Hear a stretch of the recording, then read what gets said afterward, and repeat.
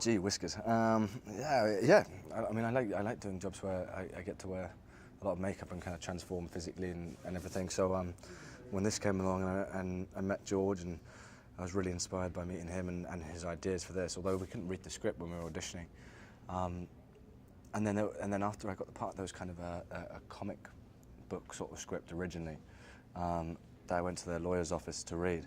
And I was flicking through it, and I saw kind of a cartoon image of my character, and I was like, whoa, okay, this is going to be quite different. And it evolved a little bit from that throughout the process of the film. But it's exciting. You know, when you get to transform like that, it kind of makes your job a lot easier because you look so different. It's amazing how much appearances change people's opinions of you. Like even shaving my head. Like suddenly there was like this thing where people would be slightly, I mean, I'm not a very intimidating person, but there'd be like a slight more intimidation, even on the streets in London and stuff. I'd be like, people would be a bit more wary of you just because you had a shaved head. I was like, it's quite odd.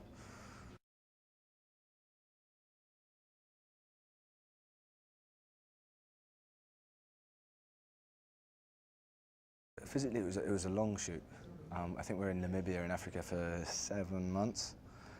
So, you know, when you're going into that, you know it's going to be a long shoot, and you kind of pace yourself a little bit. You kind of don't, you know, some shoots are only 20 days, 25 days, so you can really fling everything you've got at it, and then you're like, all right, I'm out, and then you're burnt out. But with things like this, you have to kind of conserve energy a little bit and just make sure that you make it to the finishing line. Also, it's an exciting world to go into. Suddenly you're in the desert in Africa, and there's all these vehicles around you, and you're kind of there with a new family, a huge family. And I think there were like 700 people working on the film each day. And then it's exciting, and you just kind of get swept along by it.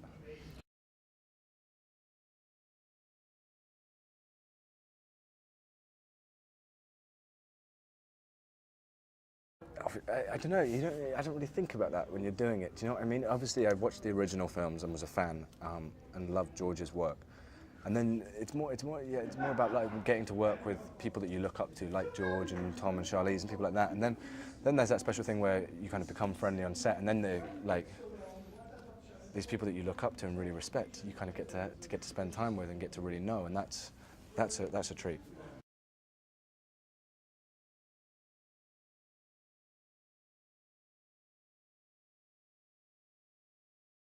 George created this whole kind of post-apocalyptic world and environment, and he pays such attention to detail with everything he does, but also he's kind of in amongst that. I don't know if you've ever read Guns, Germs and Steel or any of those sorts of books kind of about humanity and how we evolve and all these things, but he's kind of got a lot to say about, you know, people, humans, and kind of our condition and what's going on and how we survive, essentially.